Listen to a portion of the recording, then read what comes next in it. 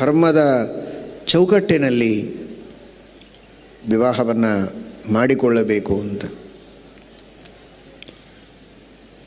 ತಂದೆ ತಾಯಿಗಳ ಮನಸ್ಸಿಗೆ ಸಂತೋಷವಾಗುವ ರೀತಿಯಲ್ಲಿ, ಧರ್ಮದ ಸಂಪ್ರದಾಯದ ಚೌಕಟ್ಟಿನಲ್ಲಿ, ಯಾವುದೇ ರೀತಿಯಿಂದ ತಂದೆ ತಾಯಿಗಳು ಮನಸ್ಸಿಗೆ ನೋವು ಮಾಡಿಕೊಳ್ಳದೇ ಇದ್ದಂತೆ, ತಲೆ ತಗ್ಗಿಸದಂತೆ, ಸಮಾಜದಲ್ಲಿ ತಲೆ ಎತ್ತಿ ನಡೆಯುವ ರೀತಿಯಲ್ಲಿ ಅವರು ಸುಖವಾಗಿ ಸಂತೋಷವಾಗಿರಬೇಕು, ತಾನೂ ಸುಖವಾಗಿರಬೇಕು. ಆ ರೀತಿಯಲ್ಲಿ ವಿವಾಹವನ್ನು ಮಾಡಿಕೊಳ್ಳಬೇಕು. ಇವತ್ತು ಇದೊಂದು ದೊಡ್ಡ ಸವಾಲಾಗಿದೆ ಯುವಕರಿಗೆ. ತನ್ನ ಮನಸ್ಸಿಗೆ ಬಂದ ರೀತಿಯಲ್ಲಿ ತಾನು ಮದುವೆಯನ್ನು ಮಾಡಿಕೊಳ್ಳುವುದಾ, ತಂದೆ ತಾಯಿಗಳು ಹೇಳುವ ರೀತಿಯಲ್ಲಿ, ಹಿರಿಯರು ಗುರುಗಳು ಶಾಸ್ತ್ರಜ್ಞರು ತಿಳಿಸುವ ರೀತಿಯಲ್ಲಿ ಮದುವೆ ಮಾಡಿಕೊಳ್ಳುವುದಾ? ಮದುವೆ ಇದು ತನ್ನ ಸುಖಕ್ಕಾಗಿ, ತನ್ನ ಇಚ್ಛೆಗೆ ಬಂದಂತೆ ತನ್ನ ಸುಖಕ್ಕಾಗಿ ತಾನು ಹೇಗಾದರೂ ಮಾಡಿಕೊಳ್ಳಬಹುದಲ್ಲ, ಅದಕ್ಕಾಗಿ ನಿಯಮ ನಿರ್ಬಂಧಗಳು ಏಕೆ ಅಂತ. ಇದು ಬಹಳ ಸಣ್ಣ ವಿಷಯ ಅಲ್ಲ. ಕೇವಲ ಸುಖಕ್ಕಾಗಿ ಮದುವೆ ಅಂತನ್ನುವ ಕಲ್ಪನೆಯೇ ದೊಡ್ಡ ತಪ್ಪು. ಅದು ನಮ್ಮ ದೇಶದ ಸಂಸ್ಕೃತಿ ಅಲ್ಲ. ಜೀವನವನ್ನು ನಡೆಸುವುದಕ್ಕಾಗಿ ವಿವಾಹ. ತಾನು ಮಾತ್ರ ಅಲ್ಲ, ತಾನು, ತನ್ನ ಕುಟುಂಬ, ತನ್ನ ಸಮಾಜ ಎಲ್ಲವೂ ಕೂಡ ಸುಖವಾಗಿರಬೇಕು, ಧರ್ಮದಿಂದ ಇರಬೇಕು, ಉನ್ನತಿಯನ್ನು ಹೊಂದಬೇಕು ಅನ್ನುವುದಕ್ಕೋಸ್ಕರವಾಗಿ ಈ ವಿವಾಹ ಇರುವುದು. ಅದೊಂದು ಪರಮ ಪವಿತ್ರವಾದ ಕಾರ್ಯ, ಪರಮ ಪವಿತ್ರವಾದಂತಹ ಸಂಬಂಧ, ಶಾಸ್ತ್ರೀಯವಾದಂತಹ ಸಂಬಂಧ. ಎಂತಹ ಅದ್ಭುತವಾದ ಶಾಸ್ತ್ರ ನಮ್ಮ ಭಾರತ ದೇಶದಲ್ಲಿ ನಮಗೆಲ್ಲ ಸಿಕ್ಕಿದೆ. ಈ ಸನಾತನ ವೈದಿಕ ಧರ್ಮದಲ್ಲಿ, ಶುದ್ಧವಾದ ಈ ವೈದಿಕ ಪರಂಪರೆಯಲ್ಲಿ ಇರುವಂತಹ ಆ ಪ್ರತ್ಯಕ್ಷಂ ಜ್ಯೋತಿಷಂ ಶಾಸ್ತ್ರಂ ಅಂತ ಹೇಳಿದ ರೀತಿಯಲ್ಲಿ ಅದ್ಭುತವಾದಂತಹ ಶಾಸ್ತ್ರ. ಯಾವ ತರಹದ ಗಂಡು ಹೆಣ್ಣು ಜೊತೆಗೆ ಸೇರಿದರೆ ಸುಖವಾಗಿ ಇರ್ತಾರೆ, ಒಂದೇ ಮನಸ್ಸಿನಿಂದ ಇರ್ತಾರೆ, ಆರೋಗ್ಯವಂತರಾಗಿರ್ತಾರೆ, ಉತ್ತಮವಾದ ಸಂತಾನವನ್ನು ಪಡೆಯುವುದಕ್ಕೆ ಸಾಧ್ಯವಿದೆ, ದೀರ್ಘವಾದ ಆಯುಷ್ಯ, ಎಲ್ಲ ರೀತಿಯಿಂದ ಮನೆಯಲ್ಲಿ ಅಭಿವೃದ್ಧಿ ಸೌಖ್ಯ ಸಿಗುವುದಕ್ಕೆ ಸಾಧ್ಯ ಇದೆ. ಇದೆಲ್ಲವನ್ನೂ ತಿಳಿದು ಎಲ್ಲ ರೀತಿಯಿಂದ ಹೊಂದಿಕೆಯಾಗುವ ರೀತಿಯಲ್ಲಿ ಮಾರ್ಗದರ್ಶನವನ್ನು ಮಾಡುವ ಶಾಸ್ತ್ರವನ್ನೇ ಭಗವಂತ ಸೃಷ್ಟಿ ಮಾಡಿಕೊಟ್ಟಿದ್ದಾನೆ. ಅಂತಹ ಒಂದು ವೇದಾಂಗವಾದ ಜ್ಯೋತಿಷ ಶಾಸ್ತ್ರ ನಮ್ಮ ಭಾರತ ದೇಶದಲ್ಲಿದೆ. ಕೇವಲ ಕಣ್ಣಿಗೆ ಕಾಣುವ ರೂಪವನ್ನು ಮಾತ್ರ ಕಂಡು ಅದಕ್ಕಾಗಿ ಪರಸ್ಪರವಾಗಿ ಪ್ರೀತಿಯನ್ನು ಮಾಡಿ ಮನಸೋತು ಮದುವೆಯನ್ನು ಆಗುವುದು ಬೇರೆ.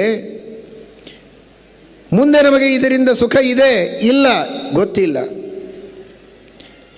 ಇವನ ಇಡೀ ಜೀವನದ ಭವಿಷ್ಯವನ್ನೇ ತಿಳಿದು ಯಾವ ರೀತಿ ಮದುವೆಯನ್ನಾದರೆ ಸುಖವಾಗಿರಬಹುದು ಅಂತ ಶಾಸ್ತ್ರ ಹೇಳುತ್ತೆ, ಆ ರೀತಿ ಮದುವೆಯನ್ನು ಮಾಡಿಕೊಂಡ್ರೆ ತಾನು ಸುಖವಾಗಿಯೂ ಜೀವನವನ್ನು ಮಾಡುವುದಕ್ಕೆ ಸಾಧ್ಯ ಇದೆ.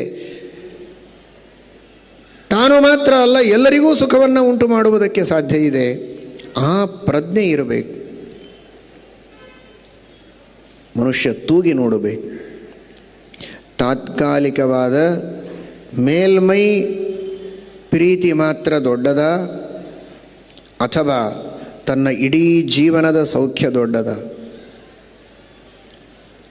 ತನ್ನೊಬ್ಬನ ತಾತ್ಕಾಲಿಕವಾದ ಪ್ರೇಮ ಮಾತ್ರ ದೊಡ್ಡದ, ಅಥವಾ ತನಗೆ ಈ ದೇಹವನ್ನೇ ಕೊಟ್ಟ ತನ್ನ ತಂದೆ ತಾಯಿ, ಅವರ ತಂದೆ ತಾಯಿ, ಮನೆಯಲ್ಲಿರುವ ಹಿರಿಯರು, ತನಗೆ ಉಪದೇಶ ಮಾಡಿ ತನ್ನ ಹಿತವನ್ನೇ ಬಯಸುವ ಹಿತೈಷಿಗಳು, ಗುರುಗಳು, ಶಾಸ್ತ್ರಜ್ಞರು,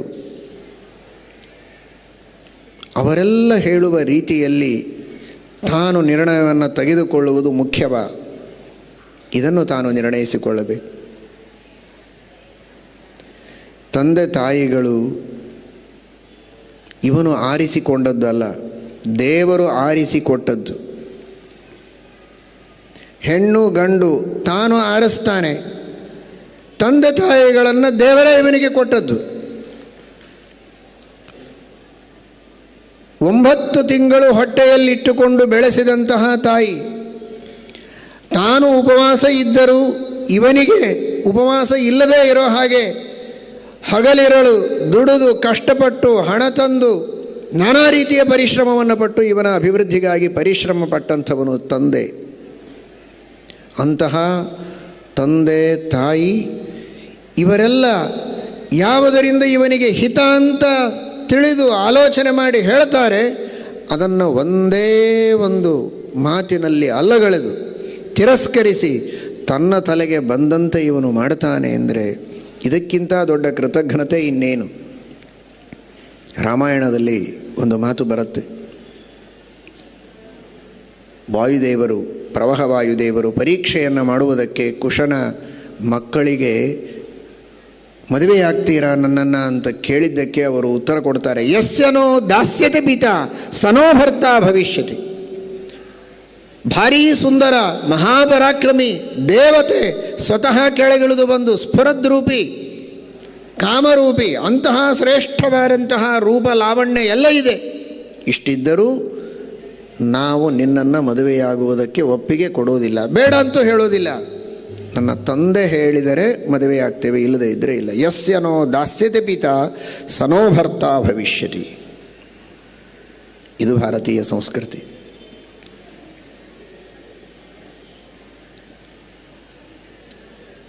ವೈದ್ಯನ ಸಲಹೆ ಸೂಚನೆಗಳಂತೆ ಆಹಾರವನ್ನು ಸ್ವೀಕಾರ ಮಾಡಿದಾಗ ಅದು ನಮಗೆ ಆರೋಗ್ಯಕರ. ನಾಲಿಗೆಯ ರುಚಿಗೆ ತಕ್ಕಂತೆ ಆಹಾರವನ್ನು ಸ್ವೀಕಾರ ಮಾಡುವುದಾದರೆ ಅದು ನಮಗೆ ಆರೋಗ್ಯವನ್ನು ಕೊಡಬಹುದು, ಕೊಡದೇ ಇರಬಹುದು. ನಾಲಿಗೆಗೆ ರುಚಿ ಮಾತ್ರ ಗೊತ್ತು, ಮುಂದೆ ಅದರ ಪರಿಣಾಮ ಏನೂ ಗೊತ್ತಿಲ್ಲ. ವೈದ್ಯರಿಗೆ ಅದರ ಪರಿಣಾಮ ಗೊತ್ತು. ತನ್ನ ಕಣ್ಣಿನಿಂದ ಕಾಣುವ ಚರ್ಮದ ಬಣ್ಣಕ್ಕೆ ಮಾತ್ರ ಮನಸೋತು ಕಣ್ಣಿನ ಮಾತನ್ನು ಕೇಳಿ ತಾನು ಮದುವೆಯಾದರೆ ರೂಪ ಮಾತ್ರ ಇವನಿಗೆ ಸಿಗಬಹುದು, ಸೌಖ್ಯ ಸಿಗೋದಿಲ್ಲ. ಆ ಸೌಖ್ಯ ಸಿಗಬೇಕಾಗಿದ್ದರೆ ವೈದ್ಯರ ಸಲಹೆಯಂತೆ ಆಹಾರವನ್ನು ಸೇವನೆ ಮಾಡುವಂತೆ, ಇಲ್ಲಿ ಶಾಸ್ತ್ರಜ್ಞರ ಸಲಹೆಯಂತೆ, ಭಗವಂತನ ಆದೇಶದಂತೆ, ದೇವರ ಆದೇಶದ ರೂಪದಲ್ಲಿರುವ ಶಾಸ್ತ್ರದ ಮಾರ್ಗದರ್ಶನದಲ್ಲಿ ತಾನು ತನ್ನ ವೈವಾಹಿಕ ಜೀವನವನ್ನು ನಡೆಸಿದರೆ ಕೊನೆವರೆಗೂ ಸುಖವಾಗಿ ಇರುವುದಕ್ಕೆ ಸಾಧ್ಯವಿದೆ. ಆ ರೀತಿಯ ನಿರ್ಣಯವನ್ನು ಯುವಕರು ತಾವು ತೆಗೆದುಕೊಂಡಾಗ, ಯುವಕರು ಹಾಗೂ ಯುವತಿಯರು ತೆಗೆದುಕೊಂಡಾಗ ತಮ್ಮ ಜೀವನದಲ್ಲಿ ಪೂರ್ಣವಾಗಿ ಸುಖವಾಗಿ ಇರುವುದಕ್ಕೆ ಸಾಧ್ಯ ಇದೆ. ಅಂತಹ ಸುಖದ ನಿಶ್ಚಿಂತವಾದ ಜೀವನವನ್ನು, ಧಾರ್ಮಿಕ ಜೀವನವನ್ನು ನಡೆಸುವಂತಹ ನಿರ್ಣಯವನ್ನು ಯುವತಿಯರು ತೆಗೆದುಕೊಳ್ಳಬೇಕು.